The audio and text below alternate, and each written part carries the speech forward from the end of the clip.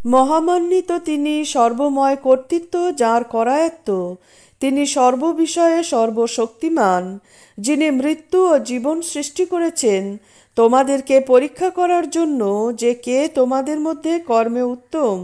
তিনি পরাক্রমশালী, ক্ষমাশীল, যিনি স্তরে স্তরে সপ্ত আকাশ সৃষ্টি করেছেন। দয়াময় আল্লাহর সৃষ্টিতে তুমি কোনো খুঁত দেখতে পাবে না।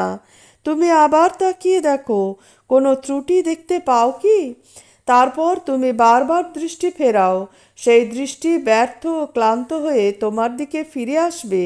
আমি নিকটবর্তী আকাশকে সুশোভিত করেছি প্রদীপমালা দ্বারা, এবং ওগুলোকে করেছি শয়তানের প্রতি নিক্ষেপের উপকরণ, এবং ওদের জন্য প্রস্তুত রেখেছি জ্বলন্ত আগুনের শাস্তি।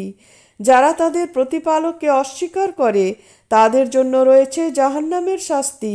কত মন্দ সে প্রত্যাবর্তন স্থল!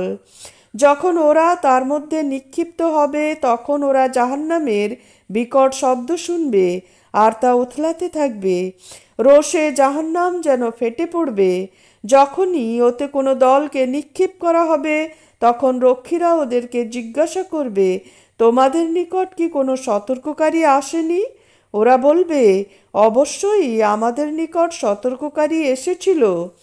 আমরা ওদেরকে মিথ্যাবাদী বলে গণ্য করেছিলাম এবং বলেছিলাম, আল্লাহ তো কিছুই অবতীর্ণ করেননি, বরং তোমরাই মহাভ্রান্তিতে রয়েছ।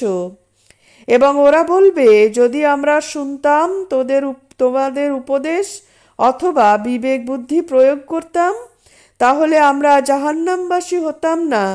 ওরা ওদের অপরাধ স্বীকার করবে।